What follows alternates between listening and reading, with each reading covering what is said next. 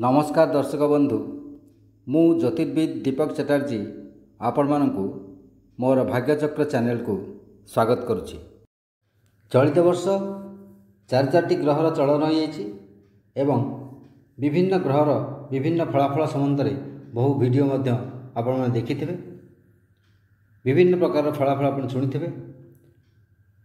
बृहस्पति संबंध की शुभ व अशुभ शुणे केतु संबंध में शुभ अशुभ शुणुवे। राहु संबंध की शुभ व अशुभ शुणुवे। शनि संबंध की शुभ व अशुभ शुणुवे। जो ग्रह शुभावस्थान अच्छी तार शुभ फल शुणुवे, जो ग्रह अशुभावस्थान अच्छी तार अशुभ फल आप शुणिथिबे। तेणु एसब भितर आप गोटे कन्फ्यूजन होथुबो तेज कौनटा मत मिल प्रकृति प्रत्येक व्यक्ति एक भावुवे जे कौन मिल कहले बृहस्पति भल हम तापर कहले आप राहुटा जगह अच्छी खराब हम तापर सिंह आप शनि हिसाब से शनि जो सिंह केतु रहा शनि जो शनि मीन रहा से कौ राशिपति खराब कौ प्रति भल एमती वर्णना कराला। तेनाली प्रकृति जड़े व्यक्ति भावुव जे कौ प्रकार प्रकृत फलाफल मत मिल ये तो चार भिन्न भिन्न फल रोचे ना। धरतु आम एसबू समाधान पाई सबू किसी मिसई रेजल्ट देवाई असुविधा होबार भृगु संहिता को प्रश्न कराला। भृगु संहिता को प्रश्न कर जहाँ बाहर विभिन्न राशि संबंध में प्रश्न कराला और तार जहाँ फलाफल बाहर से संबंध में आम अपडेट आनीचु और से संबंध में मुझे जनइबी जहाँकि सठिक एवं शतकड़ा 100 प्रायतः फलवती हो निश्चित। भृगु संहितार कथा केवे मिछ हुए। तो प्रथम आम जदि मेषराशि कथा देखा मेषराशि कथा देखिए मेषराशि से विभिन्न प्रकार देखते शुभ अशुभ फलाफल रोचे ग्रह मान जो गोचर रोचे। मेष प्रति तृतीय बृहस्पति रोचे। मिथुन में बृहस्पति रहीकि मेष प्रति बर्तमान तृतीय बृहस्पति जहाँकि अशुभ फलदायी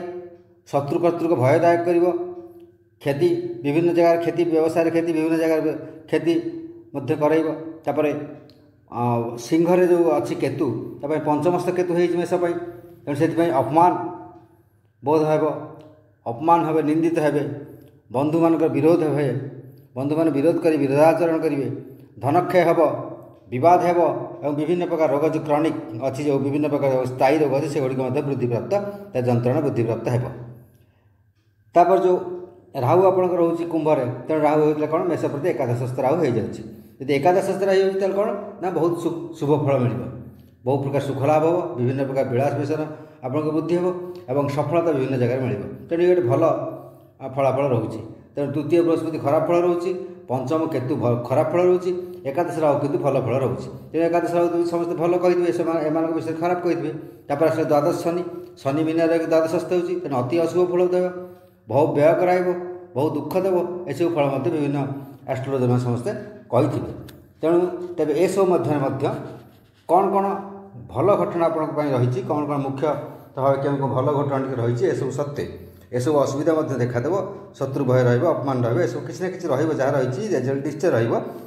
भी कौन कौन भल फल रही सब देखिए मोटामोटी 11 पॉइंट करूँ 11 प्रकार आपंकर जो सुघटना सब घटो से गुड़ संबंध आलोचना करते कौन सब मुख्य घटना सुखदकर घटना घटे 18 मास मध्य जो राहु केतु चलन होती 18 मास मान रही 18 मास मध्य कौन कौन रही देखते भर बृहस्पति थे एवं शनि से थे तेणु से विषय कौन कौन फलाफल देखते मुख्यतः जो 11टी आम तर बाहर कर बहुत गुड़े फल अच्छी भल मंद विभिन्न प्रकार भल भल घटना देखिए 11टी घटना काढ़ीचु जहाँकि मेष राशि क्षेत्र में निश्चित भाव फलवती हो। प्रथम है विद्यार सफलता मिल उच्च शिक्षार उन्नति हो आशानुरूप फल प्राप्ति हो जहाँ आशा करते से शिक्षार फल लाभ हो। द्वितीय है भाई भौणी भृत्य पड़िशा और निकट संपर्क मान जब किसी बद आपंकर आगुरी थाए मनमालिन्य किसी होता है से सब समाधान हो संपर्क पुणी थोड़ा निबिड़ता आसो संपर्क में मधुरता आसो। तृतीय संतान लाभ हम जो संतान लाभ थी हो असुविधा किसी थी से संतान लाभ हो एवं संतान लाभ क्षेत्र में जदि किसी समस्या थी ताहा दूरीकरण हो। 4 विलास व्यसन वृद्धि हो मूल्यवान विलास द्रव्य सब क्रय करेंगे जो जान वाहन हो विभिन्न प्रकार विलास व्यसन सामग्री जो मूल्यवान विलास व्यसन सामग्री सब करें विलास व्यसन वृद्धि हो। 5 जश और ख्याति वृद्धि हो जो क्षेत्र में आप था कहीं जहाँ किसी करूँ से क्षेत्र में आप ख्याति वृद्धि हो जश प्राप्ति एवं बहु सम्मान विभिन्न दिगरे आपको सम्मान लाभ हो। तापर 6 आसला बह जो मान बह उपयोगी बयस होता है विवाह लगी बारंबार प्रस्ताव आसूब प्रस्ताव गोटे भग्न हो जाऊँ तेणु से संबंध किसी गोटे मनस्ताप रोथुव मानसिक उत्तेजना बा अवसाद रोथुव परिवार एवं निजर कैंडिडेट जहाँ विवाह भांगी जाऊे तार अस्थिरता देखा परिवार में बहुत असुखकर घटना सब देखा समस्त दुख मन खराब करुवे कि सेगुड़िक फाइनाल हो असमास जो टाइम हो तेणु बह सब फाइनालाइज हो दाम्पत्य क्षेत्र से स्वामी स्त्री भितर यदि किसी असुविधा थाए झगड़ा थाए मनांतर मतांतर इत्यादि थाए वाद विवाद तर्क वितर्क जो किसी संपर्क तिक्तता आसी थाए से संपर्क पुणी मधुरता आसव एवं पुणी दाम्पत्य जीवन में सुख लाभ कर देखा जाए। तापर 7 आसला अंशीदार जदि आप व्यवसाय करते अंशीदार किसी थी अंशीदार जनित आप क्षति किसी पाथे तेज अंशीदार आप चेंज करेंगे बहुत जगह अंशीदार चेंज होवार देखा जाए और आहरी जदि आपंकर अंशीदार जी थे भल थे तेज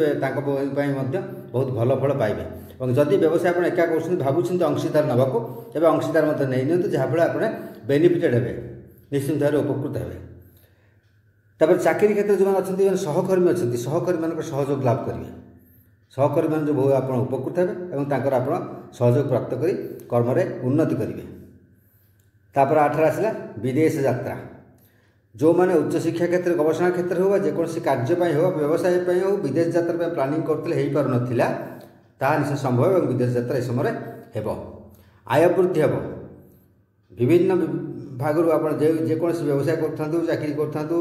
ट्रेडिंग करूँ जहाँ जी जहाँ कर क्षेत्र निश्चित भाव आय पूर्वापेक्षा वृद्धि क्रम क्रम होबार लक्ष्य करेंगे और आपड़ खुशी अनुभव आर्थिक दिगटे आप स्वच्छल प्राय रपर कान कांध पाद एवं बाहु पाकस्थली एसबू जी किसी रोग जंत्रणा आप निश्चित भाव पूर्व थी और ये जन आप कष्ट बहुत भोग करुए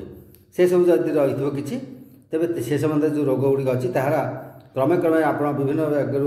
औषध खाई आसुँच ट्रिटमेंट किसी होनी क्रमे क्रमे यही समय तार उपशम से रोग गुड़िक क्रम क्रम उपशम लाभ करेंगे। तापर 10 रहा द्वंद्वर समाधान जदि किसी द्वंद्व आप विषय कौन विषय थी तार समाधान कौन पाइपार नथिबे एवं दुविधा भितर पड़े कौन हम कौन ना जेकोसी विषय हो व्यवसाय क्षेत्र हो आप पारिवारिक क्षेत्र हो सामाजिक क्षेत्र हो आप प्रतिष्ठा क्षेत्र हो पेशा क्षेत्र हो जेकोसी क्षेत्र आप किसी गोटे द्वंद्व थे आप पहुँच पार ठीक लक्ष्य स्थल पहुँच पार ठीक कौटा समाधान करेंगे ठीक कौटा भूल कौटा जापर नो तार आप बाट पाइबे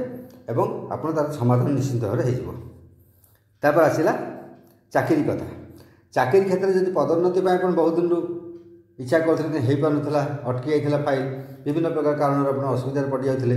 और से हो पार ना निश्चिंत भाव संपन्न हो चाकरी क्षेत्र में आप कर्मोन्नति हो जब मनोनीत स्थान को स्थानांतरित हाँ चाहते बहुत दिन चेष्टा चली आस होनी से गुड़ निश्चित भाव फलवती हो। तेणु यही सब जो रही आपंकर जो ग्रह कहली 4 ग्रह रहा 4 ग्रह विभिन्न प्रकार कहाँ शुभ रोचे कहाँ अशुभ रोचे विभिन्न प्रकार प्रभाव रोचे और शुभ विषय शुभ वर्णना कराई अशुभ विषय अशुभ वर्णना कर सब गुड़िक मिसेक भृगु सहित ये सब निष्कर्ष काढ़िलु जे केते खराब तो निश्चय केते फल अच्छी यदि भल फल भितर कौन कौन आप भितर आप 11टी पॉइंट आम काढ़ीदेलु निश्चित भाव यह फलवती हो आपण मैंने निश्चित भाव आप यार सत्यता उपलब्धि करेंगे। नमस्कार।